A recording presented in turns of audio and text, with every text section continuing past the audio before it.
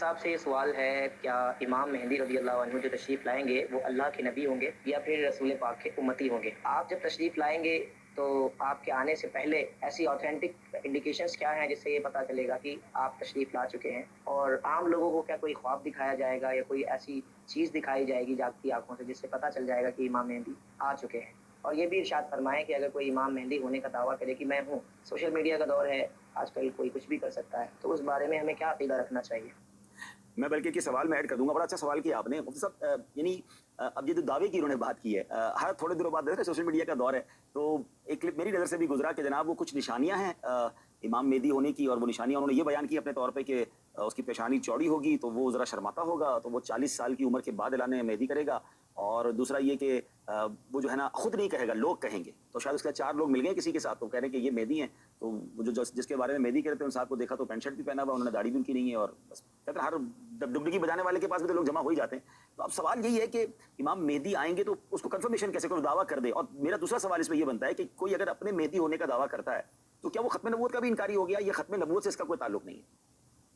जी, ये दोनों चीज़ों का ये आपस में लिंक है हाँ कि मेहदी होने का दावा करने का कोई ख़त्म नबूवत के साथ ताल्लुक है या नहीं। जी और दूसरा ये है कि मेहदी होने का दावा करने वाले बहुत हैं। जी आपने तो जो निशानियां बयान की हैं ये तो काफ़ी इजी सी हैं, जी, ये तो बहुत सारे भी पकड़ धकड़ के जो ना वो कर सकते हैं ना। चौड़ी पेशानी वाला तो कोई भी मिल बहुत जाएगा, सारे मिल जाएंगे। वरना थोड़े से आगे से बाल उसके काट के गंज उसकी बड़ी कर दी जाए तो उसकी पेशानी चौड़ी हो जाएगी, चौड़ी हो- वो तो मसला नहीं है। ठीक है। और बाकी शर्म थोड़ी सी उसमें डाल दें हाँ तो एक्टिंग करना कोई मुश्किल नहीं है। 4 फॉलोअर भी मिल सकते हैं, दूसरे उसको मेहदी भी कह सकते हैं, जी। ठीक है ना। तो यूं तो मेरे ख्याल में कोई 2-4 हज़ार रुपए के अंदर मेहदी तैयार हो जाएगा। अस्तगफुरुल्लाह। तो ये वाले मेहदी जो है ना, मेड इन यानी कि फलां फलां फलां फलां जो है ना, हाँ। ये इनकी कोई एतबार नहीं है।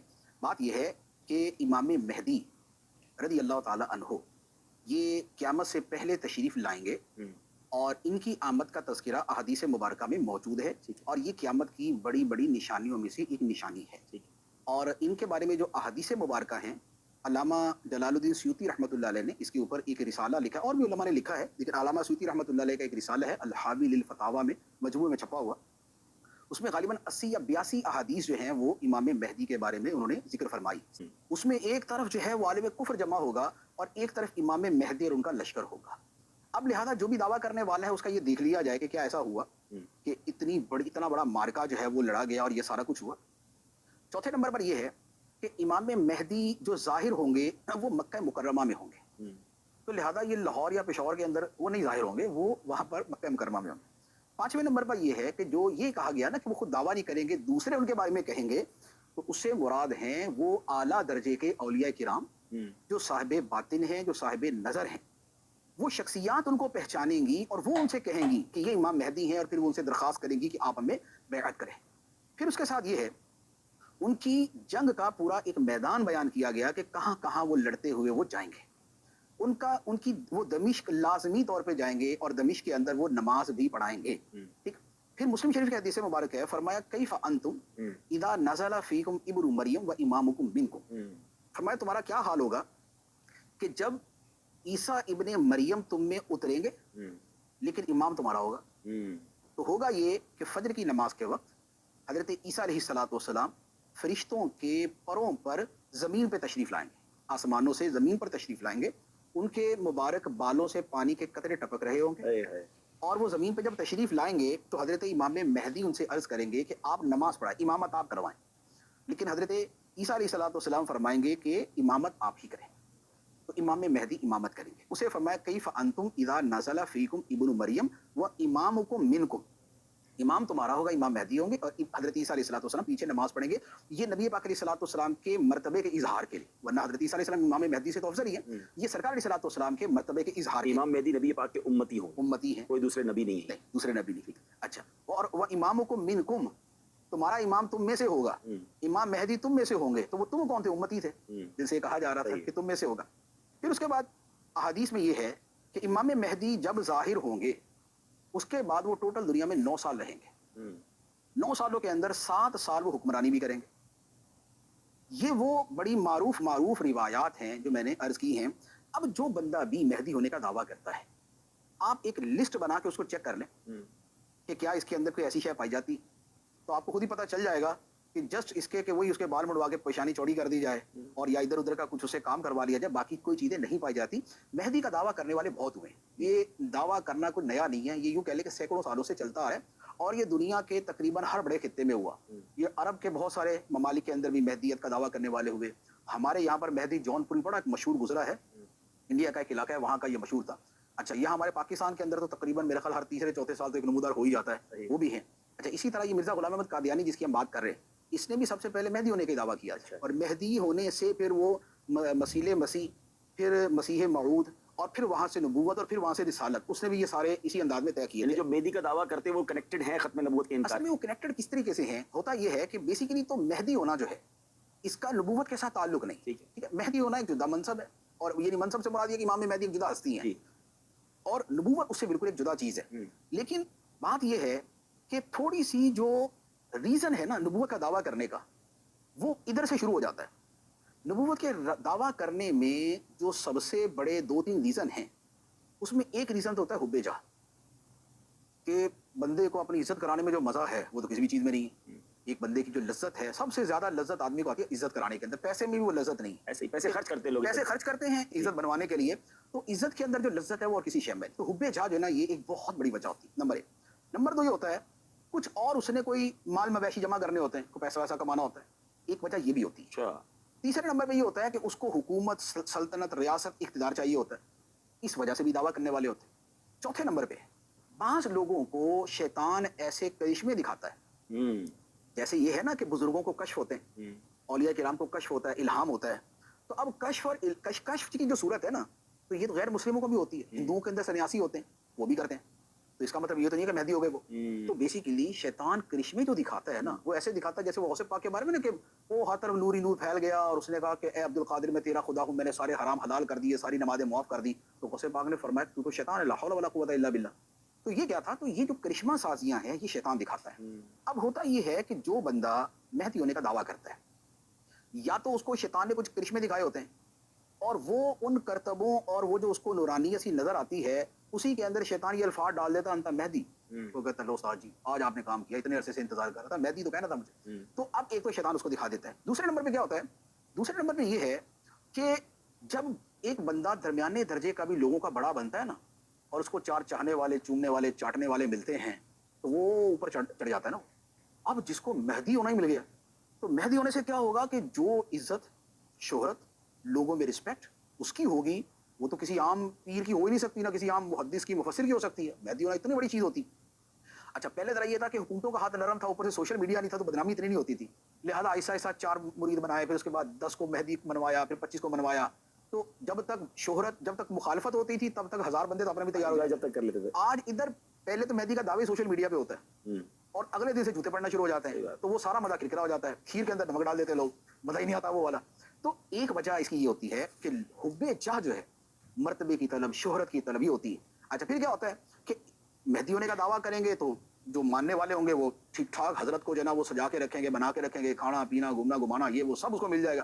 ایک اچھا عالم جو ہوتا ہے لوگ اس کی اتنی عزت کرتے ہیں اور اس کو سب فیسلٹیز دیتے ہیں.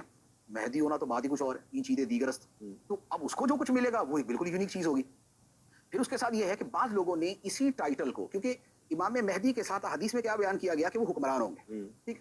تو اب جس کو حکومت پہ قبضہ کرنا ہے اور اس کو مذہبی نام پہ قبضہ کرنا ہے, تو اس کے لیے بہت آسان طریقہ یہ ہے کہ اگر اس کو ایسا کوئی جاہل ملک مل جائے کہ جہاں ان پڑھ لوگ زیادہ ہیں, اور جن کے درمیان مہدی کا دعویٰ کر کے قریب کرنا, اس کے بعد بغاوت کر کے ریاست پہ قبضہ کرنا آسان ہے, وہ آسانی سے کر سکتا ہے. تو یہ جو ذاتی اغراض یا شیطانی تخیلات یا حب جاہ کے معاملات, یہ وہ چیزیں ہوتی ہیں کہ جس کی وجہ سے مہدی ہونے کا دعویٰ کیا جاتا ہے. تو اس میں گویا یوں کہہ لیں جو شیطانی تخیلات سے ہے تو وہ بھی غلط, لیکن اس بیچارے اندھے کو کچھ نظر تو آیا. بقیہ نے بالکل ہی اوپنلی جو ہے نا وہ منصب کے لیے, پیسے کے لیے سارا کچھ کیا. اچھا اب جب یہ مقاصد ہے تو بات یہ ہے کہ مسیح یعنی کہ مسیح موعود, یعنی وہ مسیح کے جن کے آنے کا وعدہ ہے. موعود کا مطلب کہ جن کے آنے کا وعدہ ہے. اچھا وہ اصل میں تو حضرت عیسیٰ علیہ الصلوۃ والسلام, لیکن اب لازمی بات ہے کہ جو بندے, جس سے بندے نے بھی آج تک دعویٰ کیا مسیح ہونے کا, اس کو یہ تو پتہ میں وہ والا نہیں ہوں. ان کی شان, ان کا نام, ان کا مقام, وہ سب کچھ جدا ہے. تو وہ کہتا نہیں مسیح نہیں, مثل مسیح, مسیح نہیں مثل مسیح. قادیانی نے بھی اپنے آپ کو پہلے مثل مسیح کہا تھا, مسیح نہیں کہا تھا. اچھا اب اس میں کیا ہے کہ اگر یار مہدی ہونے میں اتنے مزے ہیں تو مثل مسیح ہونے میں تو اس سے زیادہ مزے آئیں گے, اس سے زیادہ پیسے ملیں گے, اس سے زیادہ شہرت ہوگی, اس سے زیادہ جو ہے نا وہ لوگوں کے اندر واہ واہ ہوگی. تو اب یہ حب جاہ جو ہے اسے وہاں تک لے کے جاتی ہے, یا شیطانی تخیلات جو ہے اسے اس طرح کے کام کرواتے ہیں کہ اب وہ اس سے بھی آگے چھلانگ مارنے کی کوشش کرتا ہے.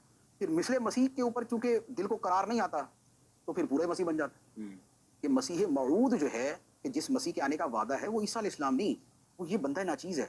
تو اب مسیح موعود کی باری آتی. اچھا اب مسیح موعود کے اوپر بھی قرار یوں نہیں آتا کہ نہ تو یہ وہ والا مسیح ہے کہ اللہ کے نبی ہو، اور نہ ادھر مسیح ہونے سے ایک اعلیٰ مرتبہ مل رہا ہے یعنی سب سے اعلیٰ، تو اب اس سے اگلا مرتبہ نبوت کا ہوتا ہے. اب شیطان کے تخیلات بھی ترقی کرتے ہیں. شیطان کی جو کرشمہ سازی ہے نا، پہلے وہ اتنی سی روشنی دکھاتا ہے، بعد میں اتنی دکھا دیتا ہے، یہی اس کے بعد اتنی دکھا دیتا میں ہے. جو سوشل میڈیا پہ کلپ میں نے بھی دیکھا نا، میں چاہتا ہوں کہ ایک تو جو اس کے پیروکار ہیں، اللہ کرے کہ ان تک بھی ہماری باتیں پہنچیں کہ وہ بھی کس چکر میں آ گئے ہیں. لیکن اگر کوئی ایسا ہی بندہ ہمیں سن لے بعد میں، کیونکہ جس بندے نے دعویٰ کیا، جو میں نے کلپ دیکھا جو آج کل نیا، جیسے آپ نے کہا 2-4 سال بعد، وہ کہتا ہے مجھے خواب میں بہت کچھ دکھایا گیا. چلیے تھوڑی دیر کے لیے میرا آپ سے سوال یہ کہ ایک بندہ رات سویا اور اس کو خواب میں کچھ دکھایا گیا اور واقعی اس کو بہت ساری چیزیں دکھی اور پھر کہہ دیا گیا کہ تم مہدی ہو، تو اب وہ پرسنلی اس خواب سے کیسے نکلے اور اپنے آپ کو کیسے سیٹسفائی کرے؟ اس کو تو وہ کہہ رہا ہے تم اعلان کرو تم مہدی ہو، جیسے آپ نے کہا کہ آگے جا کے وہ خود ہی منزلیں طے کروا رہا ہوتا ہے، یعنی اب تمہارا اور مرتبہ آگے بڑھ گیا. تو پرسنلی اس بندے کے لیے کیا حکم ہے، یا وہ اپنے آپ کو کیسے اپنے اسٹرانگ کرے بلیف کو کہ یہ سب شیطان کی کارستانی ہے؟ بات یہ ہے کہ دو چیزیں اس کے اندر جو مضبوط اسٹرانگ رول ہے وہ پلے کرتی ہیں. نمبر ایک، سب سے پہلی بات تو یہ ہے کہ اگر ایمان مضبوط ہو تو بندہ اس ایمان کی وجہ سے حق اور باطل کو سمجھ لیتا ہے. ٹھیک ہے. اور ایسی کوئی بھی چیز آتی ہے نا تو وہ سمجھ لیتا ہے کہ یار یہ شیطانی کام ہے. آپ دیکھیں گے کہ جو حقیقی کامل ایمان والے ہوں گے وہ کبھی اس طرح کا دعویٰ نہیں کریں گے. یہ وہی ہوں گے کہ جو کسی ادھر ادھر کونے کھانچے میں بیٹھ کے چلے ولے ماریں گے نا، اور اس کے اندر کچھ نہ کچھ ان کے دماغ پہ اثر ہو جائے گا اور اس کے بعد جو ہے نا وہ سارے دعوے کرتے ہیں. تقریباً ایب نارمل لوگ ہوتے ہیں. اب نارمل ہوتے ہیں. نمبر ایک. نمبر دو یہ ہے کہ علم دین جو ہے یہ اتنی بڑی نعمت ہے. اللہ تعالیٰ نے جو شریعت عطا فرمائی ہے، یہ شریعت اور جو علماء شریعت ہیں یہ اتنا یعنی اتنی بڑی نعمت ہیں، اتنی بڑی نعمت ہیں کہ بندے کا جو ایمان بچتا ہے اور جو کفر کے گڑھے میں جانے سے بچتا ہے، اس کے پیچھے سب سے مضبوط چیز شریعت اور علماء شریعت ہوتے ہیں. کیونکہ بندے کو جب جیسے ہی ایسا کوئی خواب نظر آئے، اسے کہا گیا کہ تو دعویٰ کر دے تو مہدی ہے، وہ سب سے پہلے یہ دیکھے گا کہ شریعت اس بارے میں کیا کہتی ہے. حکم شریعت جیسے ہی اس کے سامنے آئے گا وہ سمجھ جائے گا گڑبڑ ہے. تو اب حکم شریعت پہ سر تسلیم خم کرنا یہ یوں کہہ لے ایسے ہزاروں مسائل کو حل کرتا ہے. اچھا اگر خود اتنی شریعت نہیں جانتا تو عالم دین سے پوچھ، علماء سے مربوط ہے، کسی علماء سے، مفتیان کرام سے پوچھ لے، وہ اسے بتا دیں گے کہ یہ جو تمہیں نظر آ رہی ہیں اس کے اندر یہ پہلو بھی ہوتا ہے، یہ پہلو بھی ہوتا ہے، یہ پہلو بھی ہوتا ہے. جیسے مثال کے طور پہ ایک شخص تھا، اس نے خواب دیکھا کہ نبی پاک علیہ الصلوۃ والسلام نے اس سے فرمایا شراب پی. اللہ اکبر. وہ صبح اٹھا وہ ایسا پریشان کہ یا اللہ کرم، سرکار علیہ الصلوۃ والسلام مجھے فرمانے شراب پی، اور خواب کے اندر بیان فرمایا. وہ کسی عالم کے پاس گیا اور عالم سے جا کے سوال کیا کہ حضور میں نے خواب ایسا خوفناک قسم کا دیکھا، میں تو میری تو حالت خراب ہو گئی. میں کیا دیکھا؟ اس نے کہا یہ میں نے نبی پاک علیہ السلام نے فرمایا کہ سرکار علیہ الصلوۃ والسلام کے الفاظ تو یہی تھے لیکن انداز یہ نہیں تھا. انداز یہ تھا کہ پی شراب. جیسے کسی کو ڈانٹنے کے لیے کہا جاتا ہے نا کہ اور کر، تو اس کا مطلب یہ نہیں ہوتا کہ اور کر، اس کا مطلب ہوتا ہے نہ کر. تو یہ انداز جو ہے، یہ انداز جو ہے بیسیکلی یہ وضاحت کر دیتا ہے کہ جو جملہ کہا گیا وہ کس معنی مفہوم میں کہا گیا. استفہام ہوتا ہے، امر ہوتا ہے. وہ قرآن پاک میں فرمایا کہ فاتوا بصورۃ من مثلہ، کہ قرآن پاک جیسی کوئی ایک صورت بنا کے لے آؤ. تو کیا مطلب ہے کہ یہ حکم دیا ہے بنا کے لاؤ، کہ بنا کے لاؤ. استغفر اللہ. یہ بیسیکلی یہ بیان کیا ہے کہ تم بنا ہی نہیں سکتے. بنا ہی نہیں سکتے. تو یہ جو صیغہ امر ہوتا ہے، یہ جو حکم کے الفاظ ہوتے جیسے بعض اوقات والد ڈانٹتے ہوئے کہتے ہیں کہ جو کرنا ہے کرو. ہاں، اس کا مطلب یہ نہیں ہوتا کہ جو کرنا ہے کرو. حدیث مبارکہ ہے فرمایا اذا فاتک الحیاء ففعل ما شئت، کہ جب تجھ سے حیا ختم ہو جائے نا تو پھر جو چاہے کر. تو کیا مطلب استغفر اللہ. کہ بندہ حیا ختم کر لے پھر تو اجازت ملے گی نا. سرکار نے فرمایا جو چاہے کر. تو یہ جس علم بتائے گا، یہ ہے نا اس معنی میں، تو یہ عالم دین بتاتا ہے کہ یہ خواب جو ہے شیطانی ہے یا رحمانی ہے. رحمانی ہے تو کس معنی میں ہے، کس مفہوم میں ہے. تو علماء دین جو ہیں یہ اس میں سب سے اہم رول ادا کرتے ہیں. اس لیے میں آپ کو عرض کروں کہ جتنے بھی مہدی کا دعویٰ کرنے والے ہوں گے، جتنے بھی جھوٹے نبوت کا دعویٰ کرنے والے ہوں گے، ان سب میں ایک شے مشترک ہوگی. آپ مسیلمہ کذاب سے لے کے قادیانی تک آ جائیں، جتنے بھی جس کی آپ کو جتنی ہسٹری مل جائے آپ اس کو دیکھیں، اس میں ایک نقطہ سب کے درمیان مشترک ہوگا کہ وہ علماء کے خلاف کلام ضرور کریں گے. کیونکہ ان کو پتا ہے کہ اسلام کے قلعے کے محافظ علماء ہیں.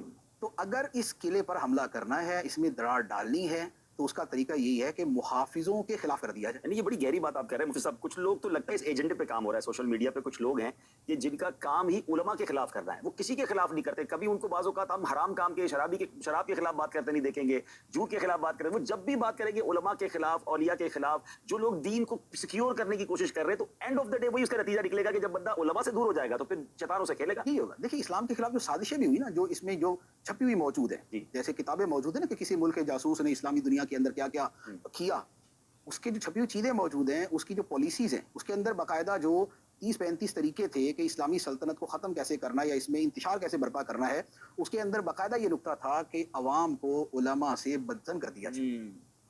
اور اب کیا ہے کہ اب وہ کوئی بھی ایک چیز لے کے سارے علماء کے خلاف کلام کر دیں، علماء سے جب دور ہو جائیں گے، اب ان کو سمجھانے والا، انہیں دین بتانے والا، انہیں حقیقت سمجھانے والا نہیں ملے گا، اب اس کے بعد بیوقوف بنانا آسان ہو جائے گا۔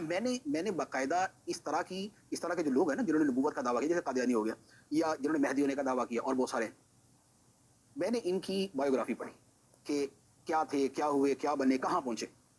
آپ یقین کریں کہ جس دن انہوں نے مہدی ہونے کا دعویٰ کیا نا، اس سے پہلے انہوں نے جو کام کیا تھا وہ یہی کیا تھا کہ علماء کے خلاف لکھنا شروع کیا، کیونکہ ان کو یہ پتا ہے کہ جاہلوں کو بچانے والے یہ علماء ہیں، لہذا پہلے میں ان کا ذہن جب وہ زہر برین واش کر دیں ان کے بارے میں، اور اس کے بعد ہی میں ان کو جو کہیں گے وہ مان لیں گے نا کہ علماء کی طرف تو جانا ہی نہیں انہوں نے۔ اب آپ دیکھیں آج کے زمانے میں آپ کو آج بھی بہت سارے فتنے نظر آئیں گے، آپ کو جتنے فتنے نظر آتے ہیں آپ باقاعدہ لٹرلی آپ ان کے نام لکھیں اور ان سب کے درمیان اس والی قدر مشترک کو تلاش کریں جو میں ابھی عرض کر رہا ہوں کہ علماء کے خلاف کلام کرنا جو ہے یہ کیا ان میں شامل ہے یا نہیں، ٹھیک ہے، یہ ان میں لازمی طور پہ شامل ہوگا، اور اس کے پیچھے مقصد وہی ہوتا ہے کہ جب تک یہ والا بیریئر نہیں توڑیں گے تب پھر اپنا مقصد حاصل کا راستہ نہیں۔ اللہ اکبر، اللہ اکبر، کاش یہ بات سمجھ آ جائے کہ علماء سے دور کر کے ایجنڈا کیا ہے، اور علماء وارث الانبیاء ہیں۔ اور دیکھیں کتنی پیاری مفتی صاحب نے بات کہی کہ اگر کوئی ایسی بات خواب میں بھی نظر آتی ہے تو بندہ جائے گا کسی مفتی کے پاس، عالم کے پاس، تو وہ ہمیں سیکیور کریں گے کہ یہ کس طرف بات جا رہی ہے۔